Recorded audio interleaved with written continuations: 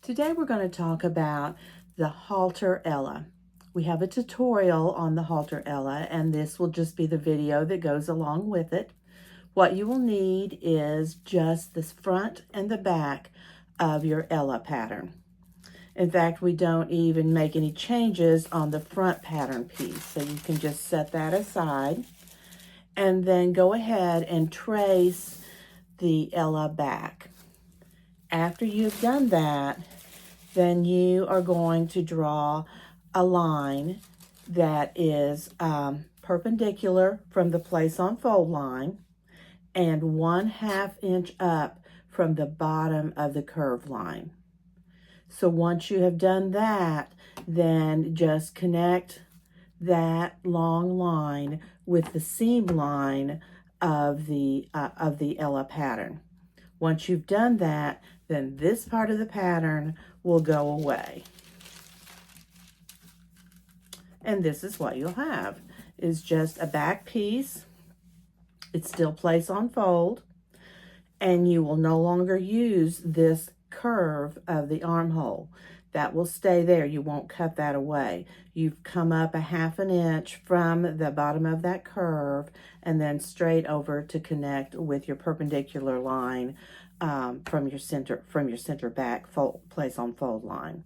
Then the next thing you will need to do is look at your chart and cut a ruffle that is the measurement according to your size and according to the chart. And once you have done that, press the bottom edge of the ruffle 1/8 of an inch, and then another 1/8 of an inch, and then top stitch. Keeping in mind, if you have a fabric with a direction like these little boats are, you'll need to hem the bottom edge that keeps the boats still going the right direction. So get that done. Get your front cut out, your back cut out, and your ruffle cut out and hemmed, and then we'll be back to do the next steps. So now that you've got your ruffle hemmed, lay your ruffle on top of the front of your dress, lining up the top of the dress with the top of the ruffle. And then stitch a 1/4 inch seam allowance all the way down to the bottom of the ruffle. Once you've done that, go back and clip 1/4 of an inch from the bottom of the ruffle and trim the remaining seam allowance to 1/8 of an inch. Don't trim below where you've clipped right there. So you're going to trim this, and then you're going to finish this seam with a zigzag stitch. The next thing you'll need to do is you'll need to cut a couple pieces of a bias strip. Cut them 3/4 of an inch wide, and then press one long edge of the bias strip 1/4 of an inch to the wrong side. These strips need to be long enough to go from the side seam edge all the way up 1/2 inch past the bottom edge of the ruffle.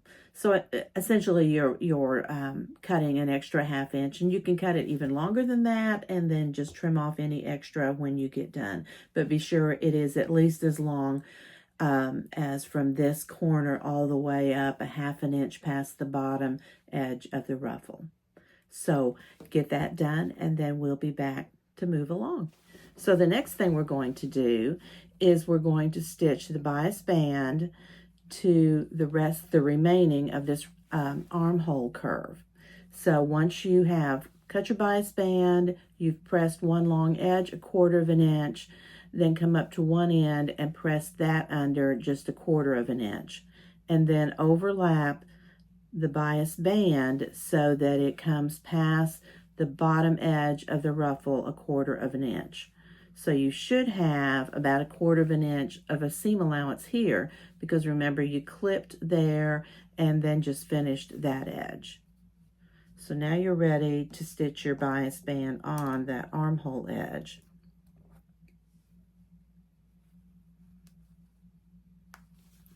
So you'll just press or just pin it, place it along that raw edge of the armhole, and then stitch down to the side seam edge of the dress. Once you've done that, I've done that on this side, it'll look like this. And you can trim that seam allowance if you need to a little bit, but then you're going to wrap the bias band around the seam allowance so that the bias band folds all the way to the inside of the dress. And then that bias band can be either top stitched down or whip stitched down, whichever you prefer, and it will stop right here at the side seam edge of the dress. The next thing we're going to do is you're going to work with your dress back a little bit, so get that out and we'll get started on that part.